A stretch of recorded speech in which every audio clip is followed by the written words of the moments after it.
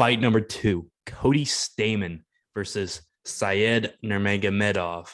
Yes, he is part of the vaunted Nurmagomedov family, but he is quite a different fighter than his most famous counterpart, Habib. Cody Stamann, though, he's coming at 19-4-1, coming off 2 losses in a row. He's 135 in the bantamweight division, of course, coming at 5'6" with a 64.5-inch reach. And Syed Nurmagomedov is coming at 14-2.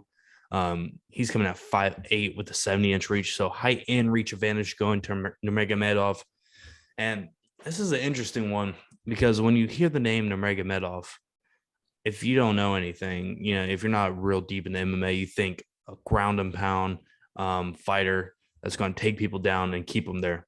That's just not necessarily the way it goes with all the Nurmagomedovs. You have the one in the Bellator, and then this one who Syed is a very good kickboxer. I would almost say probably one of the more elite kickboxers that I've seen in the bantamweight division. Not up there with, of course, Sean O'Malley and Corey Sandhagen, but Jesus, this guy's throwing question mark kicks in one of his last fights like they were nothing, and he was hitting all his shots, and he's put somebody down by a liver kick too, which is fucking crazy. But Cody Stamann, on the other hand, is just a fucking animal when it comes to wrestling. He's probably one of the best wrestlers in the division, and he can get a motherfucker down. And of course, like we always say, Zach, wrestlers versus strikers, advantage goes to these nuts, because I'm picking the Russian. Fuck you. The advantage goes to the wrestler. And Syed has shown issues when he's been throwing big power shots to overextend himself, and when he's throwing kicks to overextend himself and get caught. And he's been taken down, and he does not get up very well, and he doesn't take people down. I'm into scoring points. I'm into not getting taken down. What does Syed do? He gets taken down, and you can't score points like that. So I'm taking Cody Stamann here. I think he's going to get him down to the ground. But if this stands up on the feet, Cody's fucked. Well, I couldn't have said that a whole lot better myself. Syed is a freaking dope kickboxer. The dude, like you said, that liver kick was awesome. Liver kick for a KO. I know. This dude, he's the real deal. I know we tend to say that about the fighters that come out of the Nurmagomedov camps, but he's serious, man. I want to say Usman is the one in Bellator and Umar is in the UFC with him, but Usman is also a really good kickboxer. So these guys are working with a really diverse group, and my whole theory is that when you go through a fight camp, however many weeks. Syed's only problem really has been inactivity. A lot of these guys don't fight as frequently as maybe they should.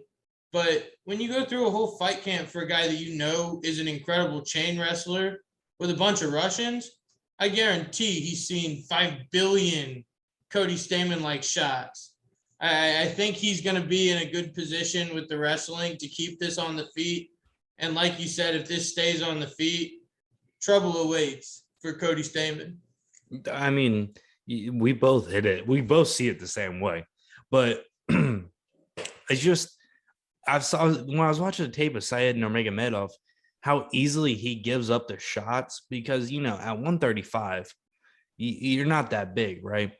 And he's a lot taller and a lot more lanky. Cody Stamann, a lot more stocky, right? For 135 pounds, even though that doesn't sound like that much. But when he's going to throw those big shots, he's going to have to be very disciplined in the kind of shots that he throws to not get taken down. I'm just betting on that's not going to happen. He's going to extend one too many times because Cody Stamann has a fucking chin on him. That last fight versus Merab Davashvili, what the fuck is his name? The Georgian. Mm-hmm. That guy's a fucking bad motherfucker. And he stood in there. Yeah. He stood in there and took all he had. So I'm pretty high on Cody Stamann coming off 2 losses. When you see that, you're obviously worried. You got to think mental health. and kind of the mental aspect of fighting when they lose 2 in a row. But I'm rolling with Cody Stamann, the Spartan. No, I mean, I can absolutely see that if Saeed's gonna have issues, it's gonna be like I said with the ring rust. I'm interested to see who's gonna be in his corner, like who's gonna be managing the fight for him, and kind of trying to tell him where to be and what to do. Because I think one of his biggest issues, like you said, is he throws those power shots and overextends because he's always looking for the knockout. He's a super aggressive kickboxer when he sees the opening, and that's why he's got, what is it, TKO spinning wheel kick, if I'm not mistaken. I mean, spinning back kick, yeah. Yeah, well, he also has mad power in his hands. He'll put people down with his hands. So, I mean, no, I agree, but I think, like you said, Cody Stamann is stout. He's got a great chin.